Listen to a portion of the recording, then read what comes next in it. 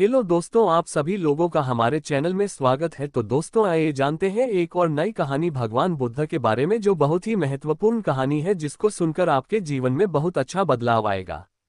बुद्ध के हजारों शिष्य थे। जब उनका कोई शिष्य बुद्धत्व को प्राप्त हो जाता, वो उसे किसी एक दिशा में भेजकर वहां के लोगों को जागरूक करने और ज्ञान देने के लिए जाने की आज्ञा देते थे।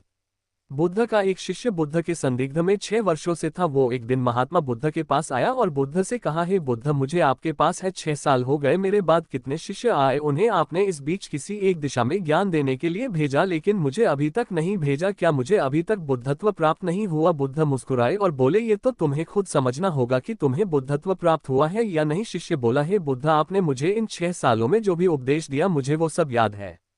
आपकी बताए एक एक बात मुझे याद है। आप मुझसे भी पूछ सकते हैं, मैं आपको हर उत्तर देने के लिए सक्षम हूँ। आप मुझे एक मौका तो दे, ताकि मैं किसी भी दिशा में जाकर लोगों को आपके ज्ञान के बारे में भी बता सकूं। बुद्ध ने कहा, ज्ञान की बातों को याद रखने से कुछ नहीं होता। जब तक आप उसे अपने आचरण में ना लाओ, जब तक आप किसी भी चीज को अपने आचरण में नहीं लाओगे, तब तक आप दूसरों को नहीं कह सकते कि वो उसे अपने आचरण में लेकर आए। शिष्य ने कहा, जो भी हो, कृपया आप मुझे एक मौका दे, आप मुझ पर भरोसा रखें।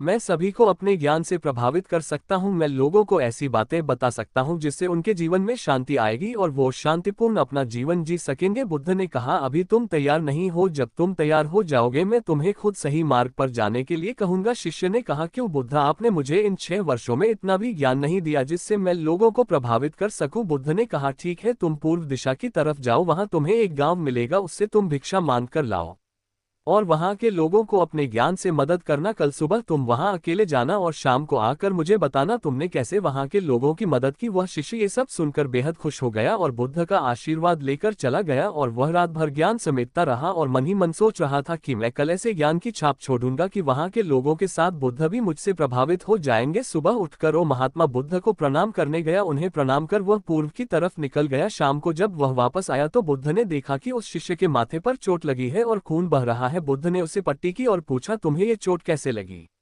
शिष्य ने कहा कि बुद्धि, वहां के लोग बेहद दुष्ट हैं, उन्हें जरा भी बुद्धि नहीं है। मैं उस गांव में भिक्षा लेने गया पर किसी ने मुझे भिक्षा नहीं दी, सब मुझे गालियां दे रहे थे। एक व्यक्ति ने तो मुझे भी भिक्षा तो दी, लेकिन नीचे फेंक कर और कहा, इसे उठा लो। मैंने उन्हें काफी समझाया, लेकिन वह मेरी बात सुनने को तैयार ही नहीं थे। उल्टा उन्होंने मेरे साथ हाथापाई की, जिससे मुझे चोट लग गई है। बुद्ध, आप मुझे दूसरी जगह भेजे जहाँ के लोगों में बुद्धि हो, इस तरह न हो। बुद्ध उसकी बात सुनकर मुस्कुराए और बोले कि अगर तुम्हें दूसरे गाँव में भी ऐसे ही लोग मिले तब तुम क्या करोगे? शिष्य ने कहा, हे बुद्ध, ऐसे लोगों को कोई ज्ञान नहीं दे सकता, वह लोग अज्ञानी है, उन्हें कौन समझाए? बुद्ध ने कहा, वह लोग अज्ञानी नहीं बल्कि ज्ञानी हैं।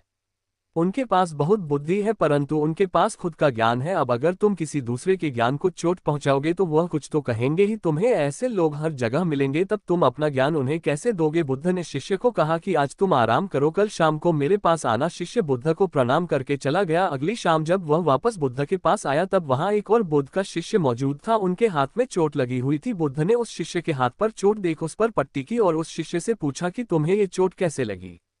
शिष्य ने कहा, हे बुद्ध, आपने पूर्व के एक गांव में मुझे जाने के लिए कहा था, वहीं मुझे ये चोट लगी। बुद्ध ने कहा, वहां तुम्हारे साथ क्या क्या हुआ, तुम मुझे बताओ। शिष्य ने कहा, हे बुद्ध, वहां पर मैंने सबसे भिक्षा मांगी, लेकिन किसी ने मुझे भिक्षा नहीं दी। एक व्यक्ति जिसने भिक्षा दी थी उसने भी वह मुझे जमीन पर फेंक कर दी और कहा, उसे उठा लो। मैंने चुपचाप उसे उठाकर अपने पात्र में रख लिया और उसे कल्याण का आशीर्वाद दिया। तब उस व्यक्ति ने मुझसे कहा, आप बड़े ही अजीब व्यक्ति हो, मैं आपका अपमान कर रहा हूं और आप मुझे आशीर्वाद दे रहे हैं। मैंने उनसे कहा कि आप धनी हैं, आपने मुझे दान दिया है, इसलिए मैं आपको आशीर्वाद दे रहा हूं। फिर वहां से मैं आगे गया तो कुछ लोगों ने मुझे वहां से जाने के लिए कहा। उन्होंने मुझे कुछ अपशब्द कहे और मुझ पर कुछ पत्थर फेंके, जिससे मुझे चोट लग गई। जब मैं वापस आ रहा था तब मैंने एक माँ को रोते हुए देखा, वह अपने बीमार बच्चे को लेकर चिंतित थी। मैं तुरंत जंगल से जाकर उसके लिए जड़ी बूटी ले आया, लेकिन वहाँ के लोग मुझे जड़ी बूटी देने नहीं दे रहे थे। फिर मैंने उनसे विनती की कि वह मुझे उस बच्चे का इलाज करने दे, उसके बाद वो जैसा कहेंगे मैं ठीक वैसा ही करूंगा। फिर जिस व्यक्ति ने मुझे भिक्षा दी थी उसने गाँव वालों को समझाया, तब उन्होंने मुझे उस बच्चे को जड़ी बूटी लगाने दी। उसके बाद वह बच्चा ठीक हो गया। फिर गाँव वालों ने मुझसे अपने किए गए अभद्र व्यवहार के लिए क्षमा मांगी और मुझे धन्यवाद कहा। फिर मैं वहां से वापस आ गया।